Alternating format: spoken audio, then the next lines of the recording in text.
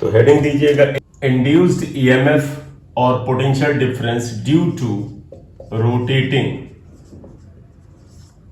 Conducting rod.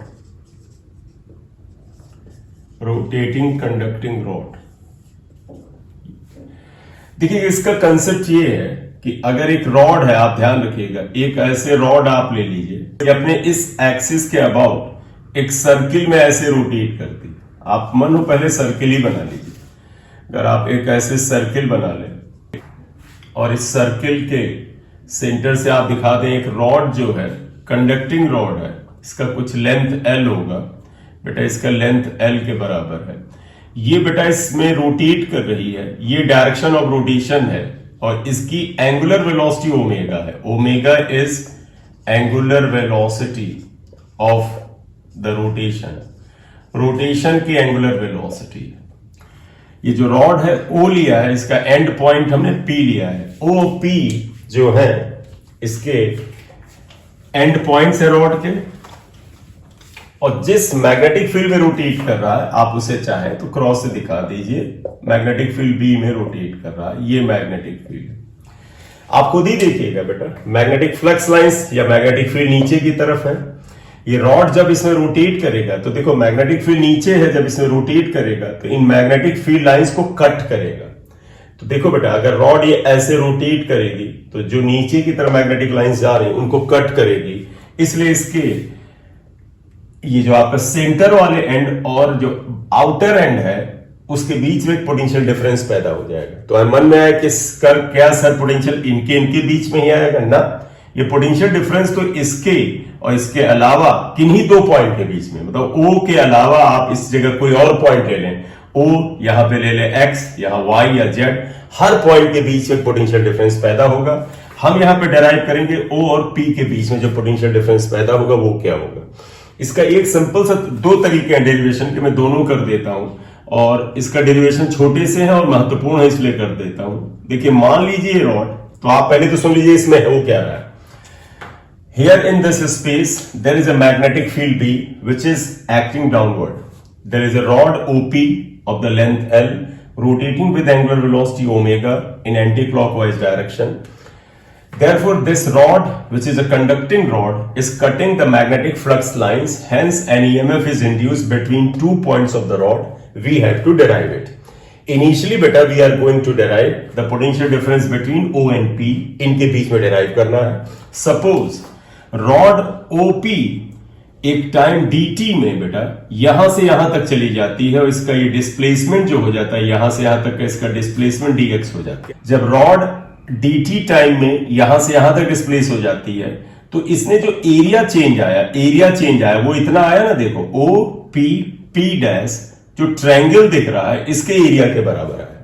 तो हम इसी मेथड से निकालने जा रहे हैं। क्या तुम्हें याद है फैराडे के लॉ से induce EMF equal to the rate of change of flux, वही हम यहां करने जा रहे हैं। तो सपोज रॉड completes या reaches to the position OP dash in time dt. Therefore, induced EMF between O and P. Beta O is the center point and P is the circumference point. अगर इसको EOP से लिखें, that is equal to, तुम्हें minus लिखना हो लिख लो, minus d n d phi upon d t होता है। किया है, माइनस साइन हटा लेंगे, क्यों? क्योंकि माइनस साइन बताता है कि फ्लक्स में चेंज का अपोज करता है। तो अब हम आगे माइनस साइन हटा लेते हैं। देखिए यहां एन क्या होगा, एन नंबर ऑफ टर्न्स आया, तो हम मान ले रहे हैं ये रॉड एक पूरा चक्कर काटती है, तो एक चक्कर काटने में जो नंबर ऑफ टर्न्स क्या होते हैं, 1 होते हैं। d by D T phi equal to क्या होता है, बी ए होता है। बी मैग्नेटिक फील्ड है और देखो ये मैग्नेटिक फील्ड इस स्थान पर कांस्टेंट है, तो आप इसे कांस्टेंट निकाल लो, तो डी ए अपॉन डी टी आ जाएगा। बताओ बेटा डी ए क्या आ जाएगा, तो यहां पर ईओपी जो आया वो आएगा बी डी ए अपॉन डी टी, और हाँ चलो ये लिख लेते हैं, बी डी ए अपॉन डी टी आ गया। ये बेटा जो है ये जो ट्रायंगल है इसका एरिया है। हाँ बोलो बेटा, मैं रिपीट कर रहा हूं, DA is area of triangle OPP dash. तो DA is area of triangle OPP dash, that is equal to half base into height आता है। ट्रायंगल का एरिया आप सबको याद है, हाफ बेस इनटू हाइट है। तो देयरफॉर DA इक्वल टू आएगा हाफ बेस। बेटा आप इस बेस को अगर L से ले लें और हाइट को आप dx ले लीजिएगा, ये dx है तो dx आ जाएगा। तो बेटा एरिया ये आ गया।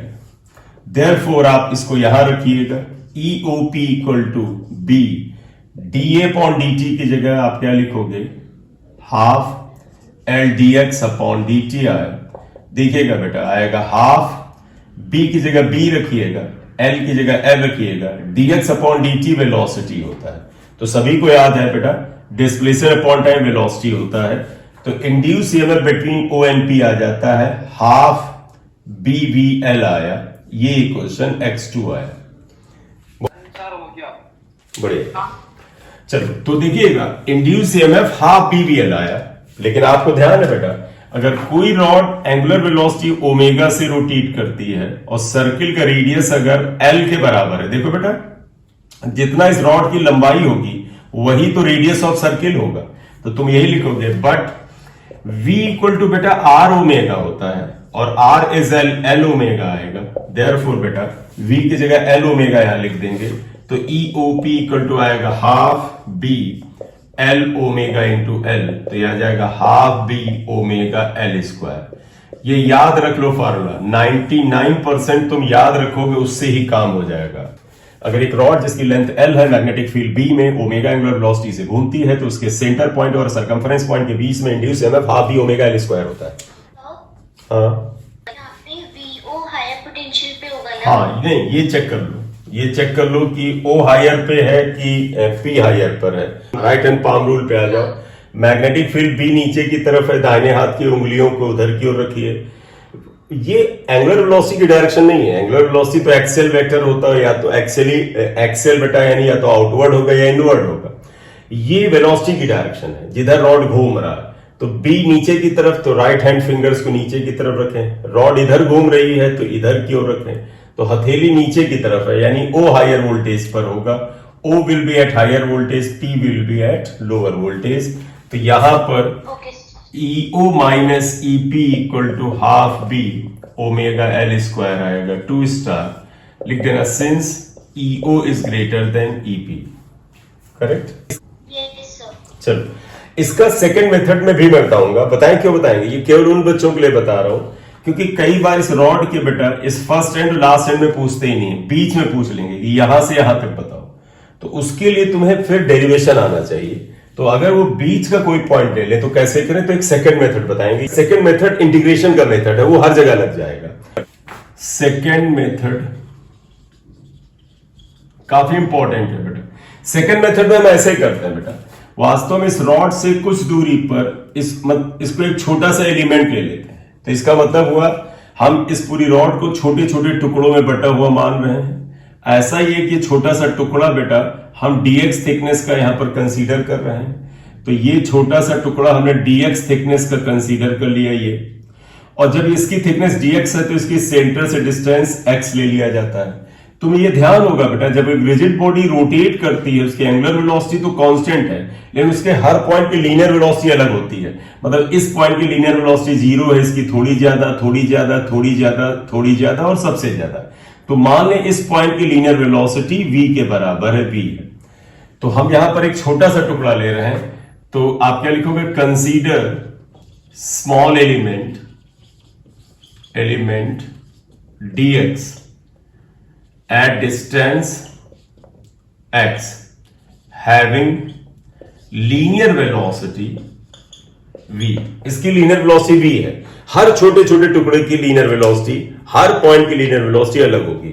तो आप मुझे बताइएगा बेटा, अगर ये पॉइंट, आप गौर से देखो बेटा, अब आप इसे ये मान लो कि एक छोटा सा रॉड है, सभी लोग ध्यान से सुनिएगा, जिसकी लंबाई dx के बराबर है, वेलोसिटी v से मैग्नेटिक फील्ड B में जा रहा है।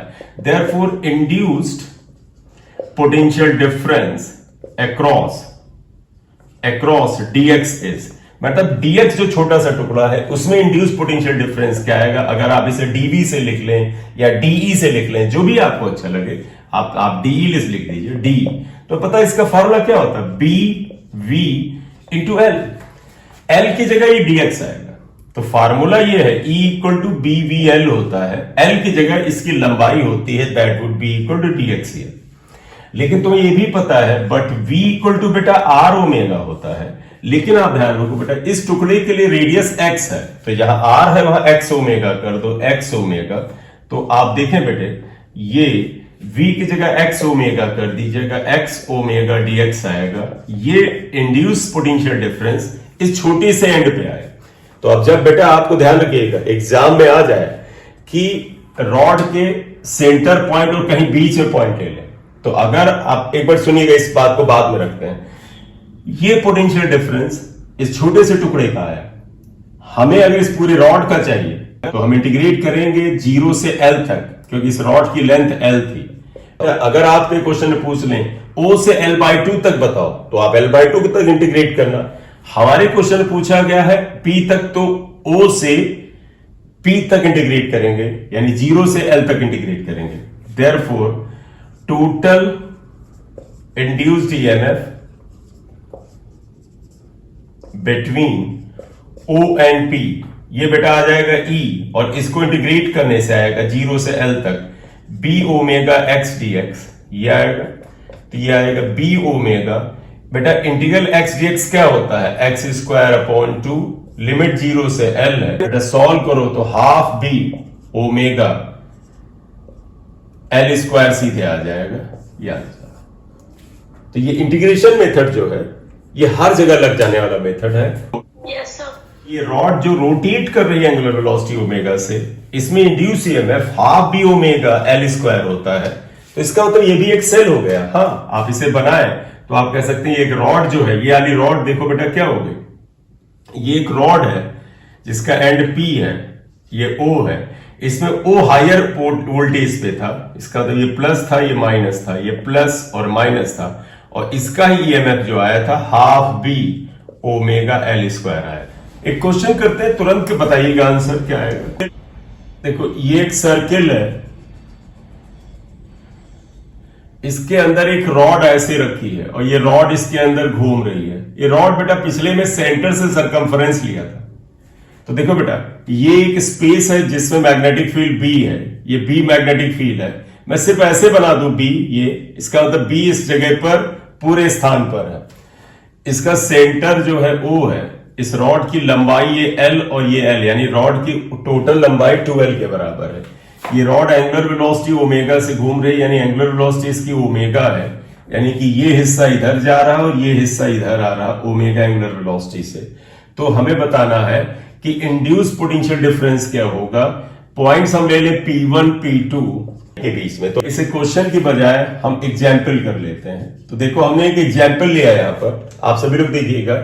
एक एग्जाम्पल, एक रॉड है P1 P2 जिसकी लेंथ L और L2L के बराबर है। इस सेंटर O पर ये पिवोटेड है और ये ऐसे घूम रही है मैग्नेटिक फील्ड B में जो नीचे की तरफ है। एंगुलर वेलोसिटी इसकी ओमेगा है।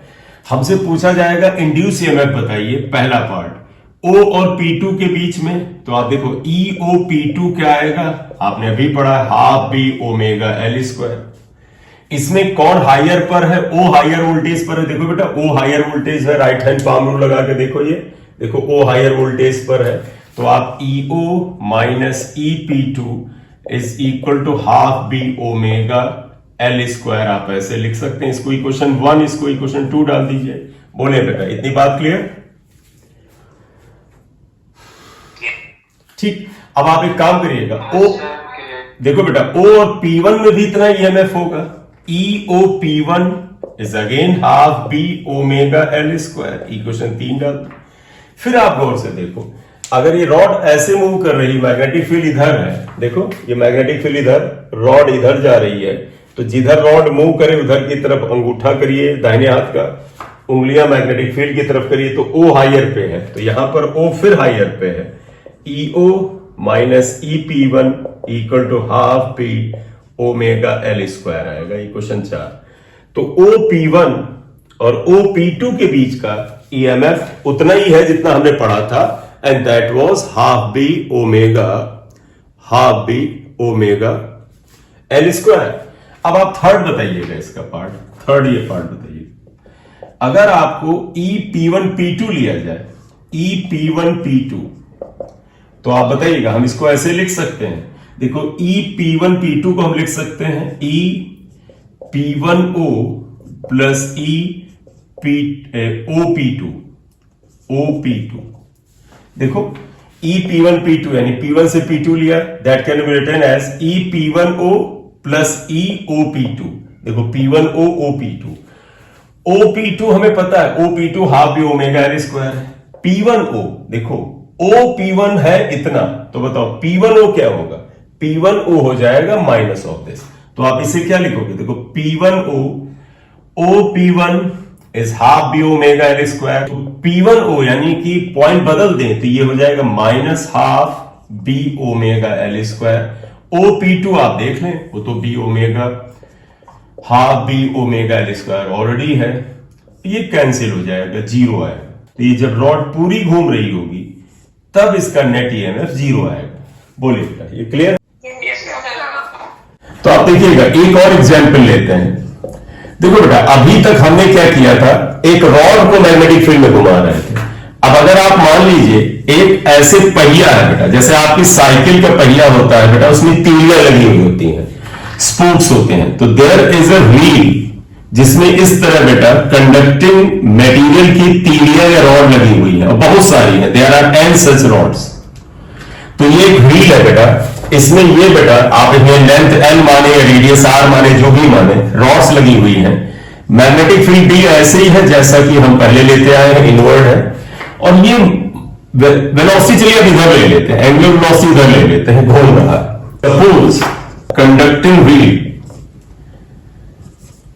ऑफ n स्पोक्स, इसमें n स्पोक्स हैं, is rotating with angular velocity omega. अगर ये एंगुलर वेलोसिटी ओमेगा से रोटेट करती है, तो बेटे आपको याद है ना बेटा, हर रॉड में ईएमएफ इंड्यूस होता था half B omega L square. तो देयरफॉर लिखोगे इंड्यूस्ड ईएमएफ या potential difference in each rod, हर रॉड में अगर आपने, तो वो कितना आएगा? Half B omega L square. L की जगह यहां आर है तो आर स्क्वायर कर लो। अब जरा डायरेक्शन देखिएगा, ये इधर की ओर घूम रहा है, तो राइट हैंड पाम रूल अगर आप लगाए, देखो क्या हुआ, राइट हैंड फिंगर्स और थंब को परपेंडिकुलर करें, जिधर की ओर मैग्नेटिक फील्ड उधर की तरफ फिंगर्स करें। देखिएगा, जिधर मैग्नेटिक फील्ड उधर फिंगर्स को करें, जिधर ये घूम रहा है उधर अंगूठे को करें, तो बाहर क्यों हथेली जा रही है? इसका मतलब बाहर वाला एंड हायर होगा। तो जानते बेटा क्या होगा, हर रॉड मतलब ये सब रॉड इतने ईएमएफ का एक सेल बन जाएंगे। और जानते हुए रॉड कैसे काम करने लगेगी, मैं इसमें ही बना रहा हूं, ध्यान रखना, इसमें बाहर वाला एंड हायर वोल्टेज पे होकर लगेगा। जैसे एक सेल यहां लगा है, इसमें माइनस प्लस है, ईएमएफ ई है, एक सेल यहां लगा हुआ है, देखो प्लस माइनस ईएमएफ इसका भी ई है। इस तरह से हर रॉड एक इंड्यूस सेल हो जाएगा, जिन सभी सेल का ईएमएफ ई है और सभी सेल का पॉजिटिव एंड सरकमफरेंस पर है और नेगेटिव एंड देखो बेटा सेंटर पर है, माइनस प्लस, सबका ईएमएफ ई है, ईएमएफ ई। तो देखो ऐसा नहीं लग रहा कि ये सारे सेल हैं, सबका positive positive positive positive and circumference पे गया हुआ है, सबका नेगेटिव एंड सेंटर पे है। तो ऐसा लग रहा है कि ये सारे के सारे सेल पैरेलल में है, और पैरेलल में तुम्हें याद होगा ईएमएफ या पोटेंशियल डिफरेंस सेम होता है। तो क्या लिखोगे, सच एन सेल्स क्यों बेटा? क्योंकि हमने यहां लिखा था एन स्पोक्स आर देयर, ऐसी रॉड एन की तो एन सेल बन जाएंगे, आर कनेक्टेड इन पैरेलल में नेट ईएमएफ क्या होता है, सेम होता है। N cells are connected in parallel, therefore net EMF of the wheel that would be half b omega r square होगा। तो ये सारी के सारे बेटा जो इंड्यूस सेल है, उस वो ये सारे के सारे बेटा इंड्यूस सेल जो है वो पैरेलल में कनेक्टेड है, इसलिए net EMF half D omega R square ही रहेगा। करेक्ट? Yes sir. तो एक हेडिंग दीजिएगा फैराडे जनरेटर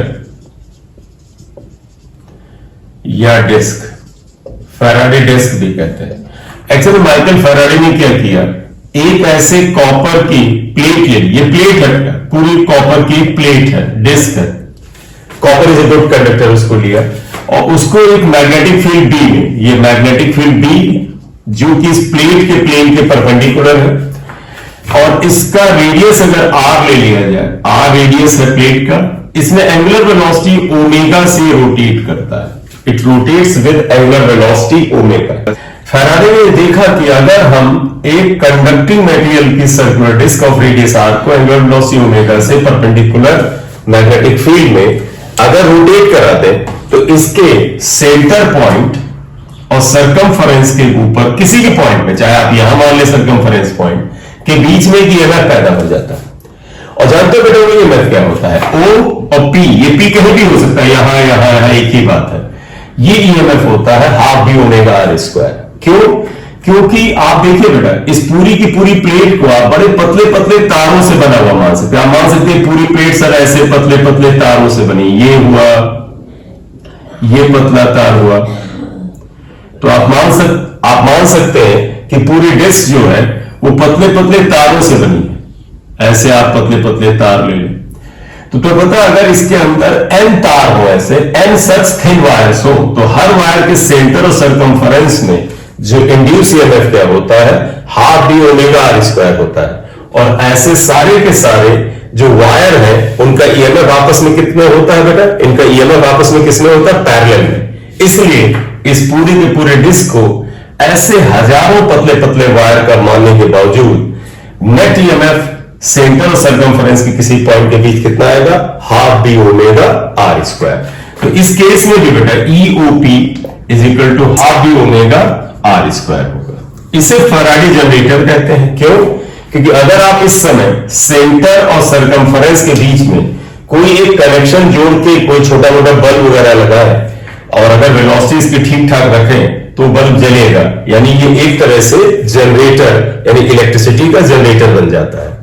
बोलिए बेटा, करेक्ट? Yes sir. ठीक है, तो इस चैप्टर में ये सारे पॉइंट बेटा बहुत इंपॉर्टेंट हैं, जितनी चीजें डिस्कस हुई सब के सब बड़े इंपॉर्टेंट हैं। आप इनको पढ़ लीजिए, ये जो लेटेस्ट अभी half D omega R square वगैरह पे जितना भी लेक्चर पढ़ा है ये तो बहुत ही इंपॉर्टेंट है। और कल के लेक्चर में इंड्यूस इलेक्ट्रिक फील्ड की बात करेंगे और फिर बेटा self induction, mutual induction. Okay sir. कल मिलते हैं, ठीक है बेटा, bye bye, welcome, thank you, good night.